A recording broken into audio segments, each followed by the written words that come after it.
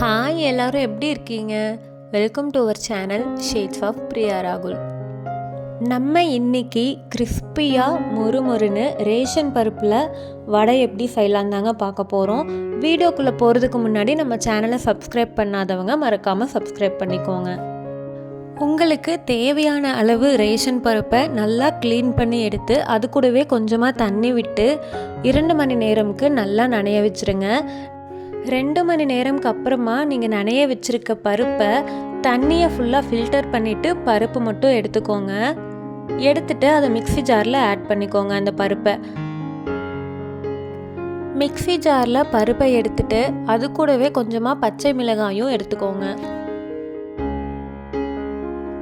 ஒரு சின்ன பீஸ் இஞ்சியை நல்லா தோலை சீவிட்டு அதையும் மிக்ஸி ஜாரில் ஆட் பண்ணிக்கோங்க. அது கூடவே கொஞ்சமாக கறிவேப்பிலையும் ஆட் பண்ணிக்கோங்க. எல்லாத்தையுமே மிக்ஸி ஜாரில் இப்போ ஆட் பண்ணிவிட்டு நல்லா அரைச்சி எடுத்துக்கலாங்க. இப்போது நம்ம அரைச்சி வச்சுருக்க பேஸ்ட்டை ஒரு பவுலில் ஆட் பண்ணிக்கோங்க. அது கூடவே சின்ன வெங்காயம் பொடி பொடியாக கட் பண்ணி ஆட் பண்ணிக்கோங்க. கொஞ்சமாக கறிவேப்பிலை அதுவும் பொடி பொடியாக நறுக்கி அது கூடவே சேர்த்துக்கோங்க. அந்த பேஸ்ட்டுக்கு தேவையான அளவு உப்பு சேர்த்துட்டு அது கூடவே கொஞ்சமாக சீரகமும் ஆட் பண்ணிக்கோங்க. இது எல்லாத்தையுமே இப்போ நல்லா மிக்ஸ் பண்ணி விட்டுக்கோங்க.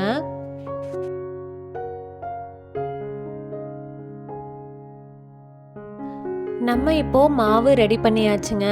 மாவு ரெடி பண்ணினதுக்கப்புறமா ஒரு பேனை ஸ்டவ்வில் வச்சுட்டு அதில் ஆயில் விட்டுக்கோங்க.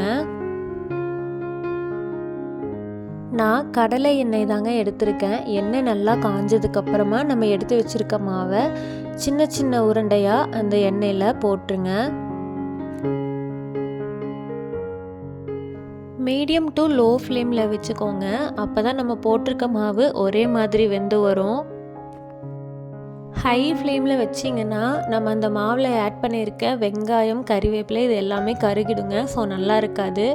மீடியம் டு லோ ஃப்ளேமில் வச்சு பொறுமையாக குக் பண்ணுங்கள். லைட்டாக கலர் சேஞ்ச் ஆகி வரும், உங்களுக்கு பார்த்தாவே தெரியும். நல்லா வெந்ததுக்கப்புறமா வடையை ஃபுல்லாக எடுத்துட்டு அதில் இருக்க எண்ணெய் எல்லாமே நல்லா வடித்து எடுத்துக்கோங்க. எடுத்து ஒரு பவுலில் ஆட் பண்ணிக்கோங்க.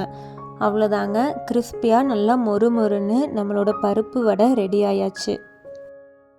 சின்ன சின்ன விஷயத்துக்கெல்லாம் வெளியில் கடையில் போய் வாங்கி சாப்பிட்றத முடிஞ்ச வரைக்கும் அவாய்ட் பண்ணிக்கோங்க. உங்களுக்கு கிடைக்கிற டைமில் வீட்லேயே இந்த மாதிரி ஹெல்த்தியாக செஞ்சு சாப்பிட்டு பாருங்கள்.